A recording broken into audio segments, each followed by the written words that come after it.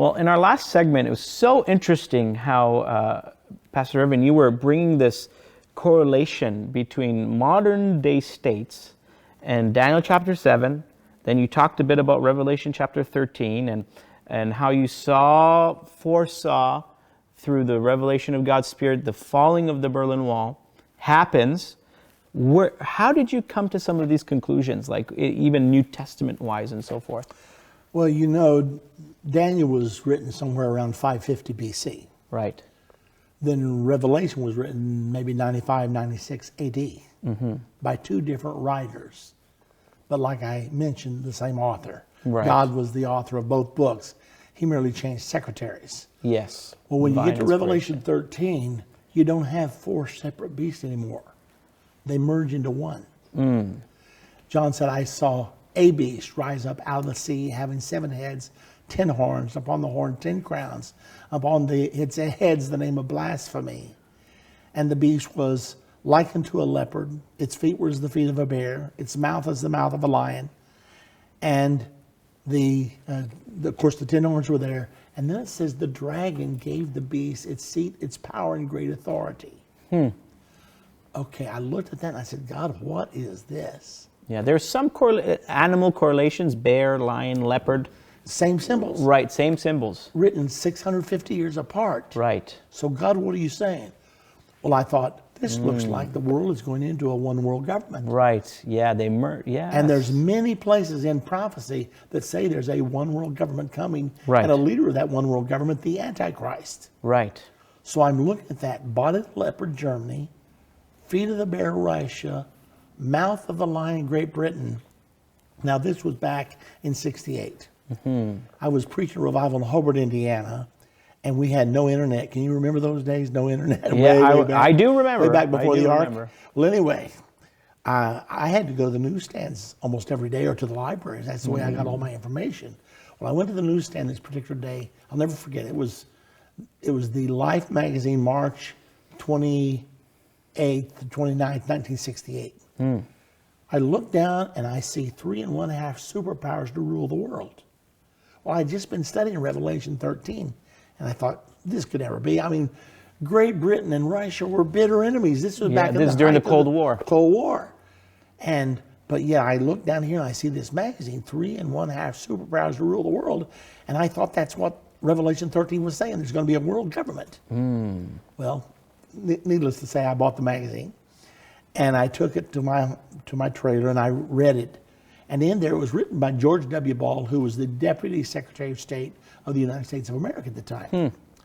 And in there, he was saying, we have enough nuclear firepower to destroy all human, plant, and animal life off the earth 25 times over. Oh, wow. You only got to do it once. Yeah. And led to the mutually assured destruction and all that. Absolutely. Yeah. So he said, we can no longer afford to allow third-rate powers that are aligned with first-rate powers to pull those big powers into confrontation. He said, there's an answer. There are 3.5 powers that control 80% of the world's wealth. And thus, they're able to dictate to the entire world. His 3.5 powers were Soviet Union, United States, European Union, and his half power was Japan. He said, so they need to come to an agreement that nobody will ever again gain territory by war. Thus, we will remove the incentive for war. Interesting.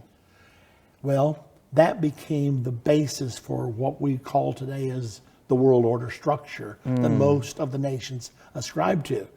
But I'm looking there, and I'm looking at that saying, he is proposing what John wrote 2,000 years ago. Right. I actually took that magazine to the pulpit, and I read from Revelation 13, verse 1 through 2, and I held up the magazine saying, this is what he proposes. Well, in that magazine article by George W. Ball, he actually talked about the most difficult problem in the world is the division of Europe, which is the division of Germany. Right. And then he used this phrase, where the wound that festers like a rusty knife wound must someday be healed. Well, I've been studying chapter 13. It says, one of the heads was wounded to death, and the deadly wound was healed. I'm looking at the Bible, I'm looking at the Germany. magazine. Yeah, interesting. And I'm trying to figure this out. Well, I went back and read some history, and I found out that after World War II, the Allies got together and said, Germany has put us in war 3 times in the last 70 years. Franco-German War of 1870, Right. World War I, and World War the Second II. World War. There's something wrong with the German psyche, with the German soul. They follow dictators. We've got to devise a way to never let that happen again. Because we had 52 million killed in World War II. And also we had the atom bomb introduced into the world armaments. Right. And if we ever do this again, we may destroy the entire world. So the Allies, between Russia, between Soviet Union and the Allies, they made a decision. We're going to cut Germany in half. We're going to create West Germany and East Germany. Right. And we're going to reduce the population down to where neither one of them will be able to threaten world peace again. They will not have enough military power, enough financial power, and they won't have the population to do it. So that's what happened. At the close of World War II, they cut Germany in half. And I went back and researched, and the articles back at that time, the headlines read, "Germany's dead. She'll never raise again." And I thought, Wow. the deadly wound was healed. And the whole world, but Ball in his article said, this is an unnatural situation. We cannot forever leave it like this. Right. Germany's going to have to be reunified. And I thought, deadly wound was healed.